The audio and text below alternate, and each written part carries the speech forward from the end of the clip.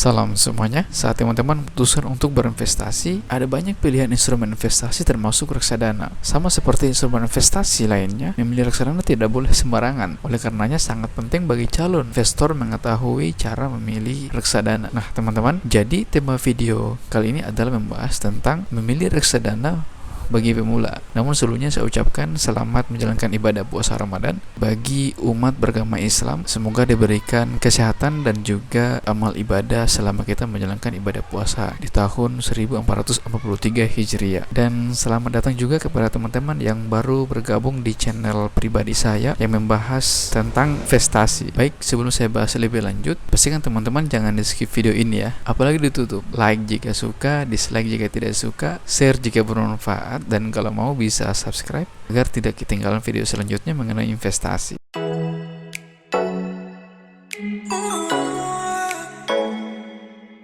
Saat ini banyak anak muda, khususnya kaum generasi Z, yang menjajal peruntungan di dunia investasi. Sebenarnya tidak ada kata terlambat jika teman-teman baru mau mencobanya sekarang. Sebelumnya kita mesti tahu dulu reksadana itu apa. Jadi reksadana itu merupakan salah satu opsi instrumen investasi yang relatif aman serta mudah. Tinggal ongkang-ongkang kaki, teman-teman bisa mendapatkan cuan yang oke. Nah, untuk reksadana ini sudah pernah saya bahas kalau di bulan-bulan sebelumnya. Nanti bisa klik link di pojok kiri atas ya, teman-teman. Namun tentunya keamanan bukan satu-satunya yang harus dipertimbangkan dalam berinvestasi. Sebab cuan reksadanamu mungkin bisa berkembang asal teman-teman punya strategi serta memilih produk reksadana yang tepat. Berikut ini cara tips memilih produk reksadana tersebut. Pertama, tentukan tujuan dan selera risiko kamu. Menurut data Otoritas Jasa Keuangan atau OJK, hingga April 2022 terdapat 2.450 produk reksadana di Indonesia. Nah, langkah awal sebelum memutuskan produk reksadana yang teman-teman pilih adalah dengan menentukan dulu tujuan investasimu, teman-teman. Biasanya investor menggunakan reksadana untuk menginvestasikan dana jangka panjang, panjangnya seperti simpanan hari tua atau dana pendidikan anak. Jika teman-teman menginvestasikan dana pendidikan, artinya dana tersebut tidak akan mengendap selama dana simpanan hari tua. Selain itu, teman-teman juga harus tahu selera risiko teman-teman sendiri. Nah, untuk profil risiko sudah pernah saya bahas. Coba dilihat, teman-teman bisa lihat video saya sebelumnya atau bisa klik link di pojok kiri atas. Misalnya dengan mengukur seberapa besar teman-teman bisa mentoleransi fluktuasi harga atau jika sewaktu-waktu kinerja reksadana teman-teman itu stagnan. Nah, memahami selera risiko akan membantu teman-teman memilih jenis reksadana mana yang lebih tepat untuk teman-teman pilih itu. Lanjut, kedua, jenis reksadana dan gaya investasi teman-teman. Di Indonesia reksadana tersedia dalam jenis yang sangat variatif dari segi penempatan dana, risiko, hingga akad jual belinya. Namun di sisi lain, tiap jenis reksadana punya kelebihan dan kekurangannya sendiri bagi teman-teman. Makanya teman-teman perlu mencocokkan produk reksadana yang teman-teman sasar dengan berdasarkan profil risiko teman-teman. Jika teman-teman memilih selera risiko konvensional, teman-teman mungkin akan menyukai reksadana pendapatan tetap, di mana kapital teman-teman akan bertambah dari kupon atau yield yang secara konsisten. Bukan berarti reksadana ini tanpa risiko. Ya, hanya saja reksadana ini relatif lebih stabil dibanding reksadana lainnya. Nah, kalau teman-teman adalah tipe investor yang senang tantangan, mungkin bisa menempatkan dana teman-teman di reksadana saham. Reksadana saham bisa berjaya jika pasar sedang lewat capital gain, meski volatilitasnya itu lebih tinggi. Tapi kalau sifat teman-teman berada di antara keduanya, teman-teman bisa memilih reksadana campuran. Jenis reksadana ini bisa meminimalisasi risiko dari reksadana saham dan pendapatan tetap. Lanjut, ketiga, kenali manajer investasi ya, teman-teman. Peran manajer investasi dalam mengelola reksadana sangat penting sebab mereka akan mewakili teman-teman mengambil keputusan finansial tentang pengelolaan dana teman-teman. Jangan ragu untuk memilih dengan cermat manajer investasi dari berbagai produk reksadana sebelum mulai berinvestasi. Caranya, teman-teman bisa mulai mempelajari manajer investasi lewat prospektus tiap produk reksadana. Selain itu, pastikan bahwa manajer investasi bisa memenuhi ekspektasi teman-teman mengenai kinerja investasi yang tercermin dalam prospektus tadi. Meskipun belum tentu produk yang prospektusnya merah akan mengurangi rekam jejaknya di masa depan.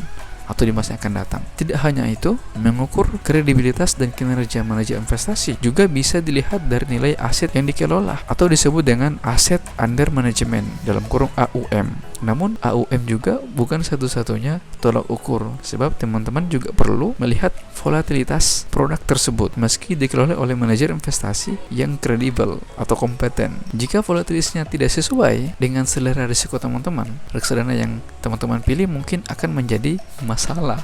Nah, ini berat di masa yang akan datang atau di masa depan. Kemudian yang keempat adalah fee dan biaya tambahan.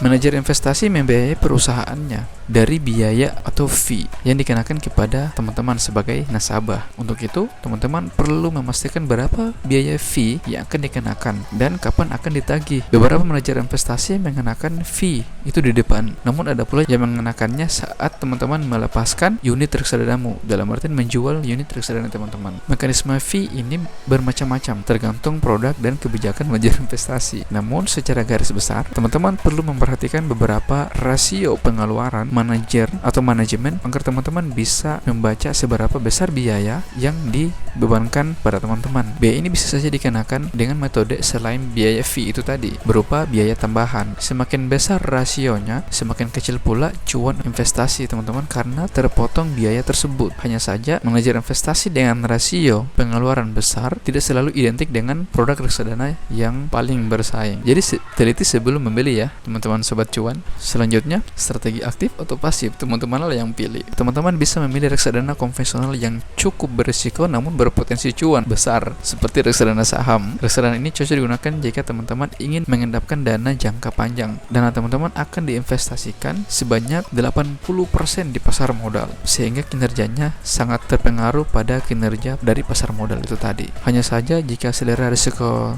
teman-teman relatif konvensional, teman-teman bisa memilih reksadana pendapatan tetap, di mana dana teman-teman diinvestasikan pada surat utang atau obligasi. Reksadana ini sangat minim risiko dengan fluktuasi yang rendah. Selain itu, reksadana ini cocok jika investasi teman-teman berjangka menengah. Nah, ketiga jenis yang disebutkan di atas adalah reksadana dengan strategi investasi aktif. Sementara itu, ada pula produk reksadana yang mengelola investasinya secara pasif. Apakah itu? Nah, umumnya reksadana semacam ini menggunakan strategi dengan menduplikasi kinerja satu kumpulan kinerja aset yang dibobotkan alias indeks. Hal ini berlaku bagi indeks baik di pasar saham maupun obligasi. Teman-teman juga bisa memilih reksadana syariah yang dikelola sesuai prinsip syariah. Selain itu, saat ini sudah ada reksadana yang khusus membiayai sektor real dan infrastruktur seperti reksadana penyertaan terbatas dan efek beragun aset. Kemudian yang terakhir, size besar bisa mempengaruhi kinerja. Nilai aktiva bersih atau NAB suatu reksadana tidak terlalu mencerminkan kinerjanya di masa depan.